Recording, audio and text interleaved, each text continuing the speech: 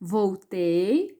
Bom, o sistema digestório dos mamíferos é completo. Então, eu tenho aqui um camelo, né, para exemplificar.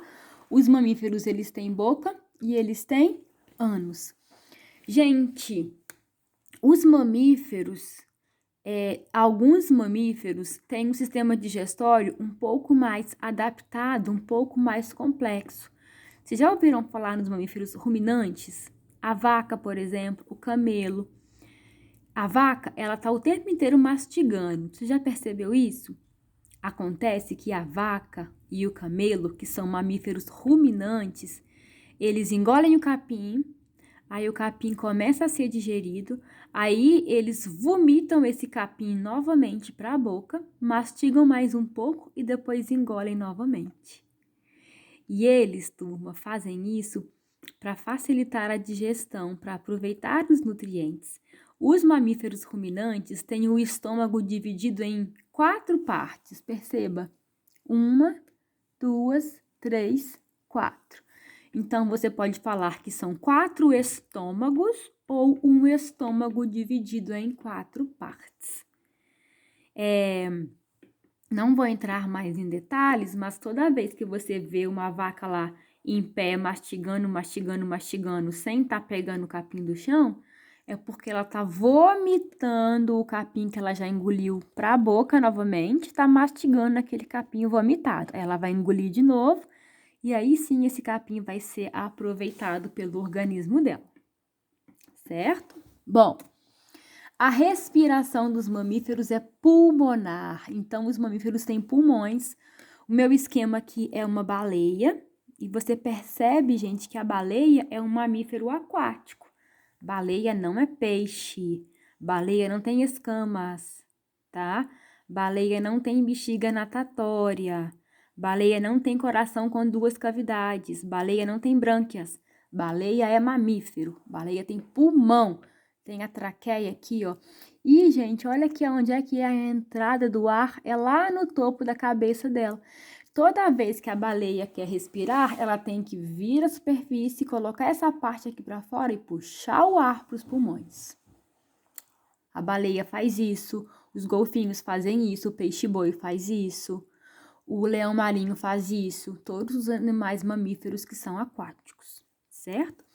Eu quero falar da baleia, gente, porque a evolução da baleia é um pouco diferente. A baleia, ela já foi um animal terrestre. A baleia já teve 4 patas, acredite. E ela perdeu durante a evolução. Dá um Google aí depois no seu computador e coloca assim, evolução das baleias. Você vai ver que as baleias pré-históricas, elas tinham 4 patas e elas eram terrestres. Com a evolução, deu mais certo para elas, né, viver na água. Mas inicialmente, gente, incrível, né? Inicialmente, elas eram terrestres. Baleia é muito legal. O pulmão, né, gente? Esse pulmão, ele é um pulmão que tem estruturas especializadas para pegar o oxigênio e mandar para o sangue, chamadas alvéolos. Então, nós temos pulmões, os mamíferos têm pulmões, e lá, quando eu observo um pedacinho do pulmão no microscópio, eu vejo uma estrutura assim, ó, que são os alvéolos pulmonares, que são as estruturas que realmente fazem as trocas gasosas, são as estruturas que mandam o oxigênio para o sangue. O coração dos mamíferos é igual ao coração das aves, tem 4 cavidades. 1, 2, 3, 4. Fica mais ou menos nessa posição. Aqui é um roedor, meu exemplo. Esse coração de 4 cavidades, gente, é uma grande vantagem. As aves também têm coração com 4 cavidades. Não tem mistura de sangue, ó. Desse lado aqui passa sangue cheio de gás carbônico e desse lado passa sangue cheio de oxigênio. Eles não misturam, então é uma circulação bastante eficiente. O sistema urinário, gente, os mamíferos têm um sistema urinário, né? Com rins, com bexiga. Você se lembra que as aves não tinham bexiga urinária para poder ficar mais leve e facilitar o voo? Nós, os mamíferos, temos a bexiga urinária para armazenar o xixi, Isso é interessante, né? O nosso sistema nervoso é extremamente desenvolvido. Então, observe esse desenho, porque ele é importante. Ele compara os 5 grupos de cordados, ó. Peixes, anfíbios, répteis, aves e mamíferos, com relação ao tamanho do sistema nervoso, do cérebro especificamente. Gente, olha aqui para mim o tamaninho do cérebro de peixe. De anfíbio, ó, aumentou um pouquinho. De réptil, aumentou um pouquinho. De ave, aumentou um pouquinho. Agora, olha o de mamífero. O cérebro dos mamíferos são altamente complexos e grande. Isso quer dizer que, de todos os cordados, os mamíferos são os mais inteligentes. Na natureza funciona assim: se você tem um cérebro grande, isso denota inteligência para você. Então, esse alto grau de desenvolvimento do cérebro dos mamíferos faz com que eles sejam animais bastante inteligentes. Bastante inteligentes. E os mamíferos são tão inteligentes, turma, que eles conseguem ser treinados. Os cães, por que os cães aprendem tão bem? Devido a esse cérebro ali, ó, esse cérebro diferente dos outros grupos, um cérebro que faz com que ele consiga estabelecer mais relações entre os neurônios e aprender. O mamífero é muito inteligente. Cães são muito inteligentes, golfinhos, os primatas são muito inteligentes. Os mamíferos também têm os sentidos bem desenvolvidos. Em geral, os mamíferos escutam bem, têm um olfato bastante desenvolvido. Alguns grupos, como os cães, mais desenvolvido ainda, enxergam muito bem, inclusive em cores. Sentem muito bem o sabor dos alimentos e têm uma grande percepção de tato. Então, o mamífero, por ter o sistema nervoso bastante desenvolvido, tem os sentidos também bastante desenvolvidos. Certo? Então, olha a inteligência. Como é que esse urso pescador, ele caça o peixe? Ele é inteligente, turma.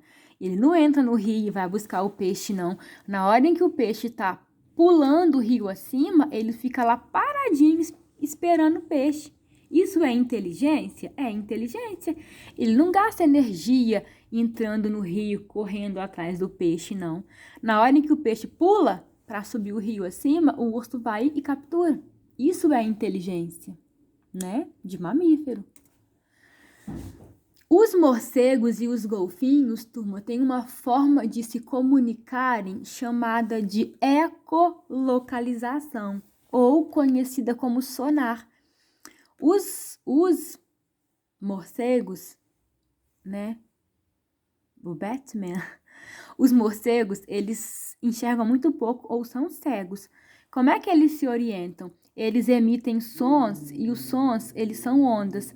Na hora em que esse som amarelo bate no obstáculo, que é a borboleta, a onda volta em vermelho para o morcego. E aí o morcego vai e captura aquela presa ali. Então, essa orientação em que a onda bate e a onda volta para ele, faz com que ele se oriente. É muito comum morcegos entrarem dentro da casa das pessoas. E aí a pessoa fica assustada, achando que o morcego vai chupar o sangue dela, né? Ai, que bobagem. A maioria dos morcegos comem frutas, tá? Não tenham medo dos morcegos daqui da nossa região. Mas enfim, aí o morcego entra na casa da pessoa e a pessoa pega uma vassoura. Começa a balançar a vassoura. Gente, o morcego fica doidinho porque ele não tá enxergando a vassoura. Ele vai se orientar por essas ondas. Então, quando você balança a vassoura, essa onda vai bater na vassoura e vai ser emitida para vários lados. O morcego não sabe para onde que ele voa, para onde que ele vai. E aí acaba voando na parede, bate na parede, cai, voa, bate no teto, cai, né? Não, gente, joga um paninho em cima dele e pega o bichinho, põe lá fora, porque ele come fruta, ele não vai chupar o seu sangue. Vocês parem de crueldade com a natureza. Faz favor, tá? Bom, mas é legal, né, essa orientação. O golfinho, né, se orienta da mesma forma. Ele emite um som na água, o som se propaga através de ondas. Na hora que o som bate no obstáculo, o som volta para quem emitiu. E assim ele sabe aonde que está a sua presa. Golfinhos são magníficos também, né, turma? Ecolocalização. Uma prova de que os mamíferos têm ótima visão, turma, é o deslocamento dos macacos. Alguns macacos não descem na terra para nada, eles passam a vida inteira em cima de árvores. E aí, gente, imagine quando o macaco vai pular de um galho para outro galho. Se ele não enxerga bem, ele cai no chão, e no chão ele é presa. Ele é presa para jacarés, ele é presa para serpentes, ele é presa para onças. Então, eles têm que enxergar muito bem onde é que eles estão pulando. E eles enxergam bem, porque o mamífero enxerga bem. Aí tem uma família de macacos, né, de primatas. O lince, gente, é um felino que vive nas neves. Vocês já ouviram a expressão olhos de lince? Olha como os olhos dele são grandes. O lince, ele consegue enxergar uma lebre branca na neve, que é branca. Então, ele tem uma excelente visão. O coelhinho branco está correndo na neve branca, mas o lince enxerga. Então, a expressão olhos de lince, nossa, fulano, você tem olhos de lince, né? Quer dizer que a pessoa enxerga tudo, assim como o lince. E, gente, vamos terminar por aqui. Vamos falar da reprodução nas próximas aulas, tá bom? Já foi muita coisa hoje. Abraço e até a próxima. Tchau!